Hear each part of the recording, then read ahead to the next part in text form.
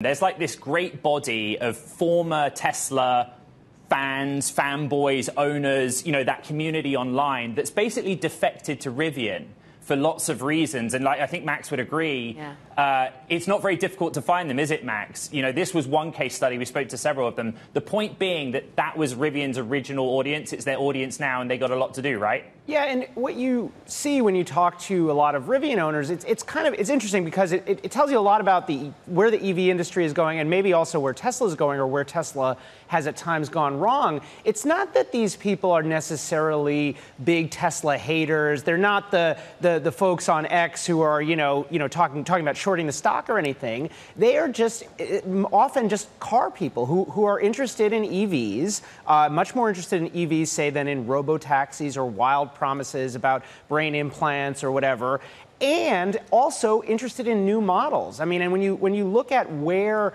Tesla has arguably made some mistakes and where Rivian has done well, I mean, I think if Tesla comes out with a Cybertruck that looks something like the Rivian R1T, which is their pickup truck, I think it would have been a much more successful launch. And so it's an interesting sort of crossroads situation. I really wanted to do this story, Caroline, because I've covered Rivian for many years, and I've never had an experience in my career where a company has gone from such euphoric highs to really down in the doldrums, right? This was the 6th biggest IPO in US history, the biggest since Facebook, and now the stock would make you think that it's like a Fisker or a Lucid, but to their credit, Rivian's a different beast, Caro. They actually make EVs. What we wanted to do is explain how they're going to get to that next stage, which is to get nearer to Tesla. I like that. They actually make EVs. And Max, to that point, though, they haven't been producing them at the rapid clip that many thought. And, well, they have got a new prototype that actually is just a prototype. When are we going to get the R3? Yeah, you have sort of two situations going on. One is just that car manufacturing is difficult, and we've seen this with many of these automotive startups. It takes them longer than they want. Rivian also faced a lot of supply chain challenges, especially during the pandemic. The thing is with EVs, right, they're selling a lot of these very expensive SUVs and pickup trucks.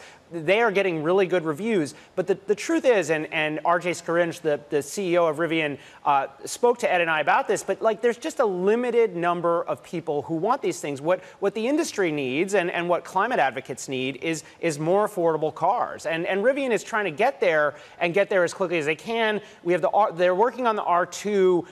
The factory in Normal, Illinois, that's central Illinois, they're really starting to get ready already. When I was out there a few weeks ago, and the long-term plan is this R3, which is again this kind of almost mythical at this point, cheap electric car, the electric car that everyone can afford. But it definitely is a long way from being real. Well, it's also they're running out of cash, and I think that one of the important points that we make in the story is some of the reasons why they pivoted to Illinois, right, Max? And that is they were running out of money, partly because, according to our sources, the DOE said if you want some of this money from the Inflation Reduction Act, you have to change your position on unions, and we understand that that's just not happening right now.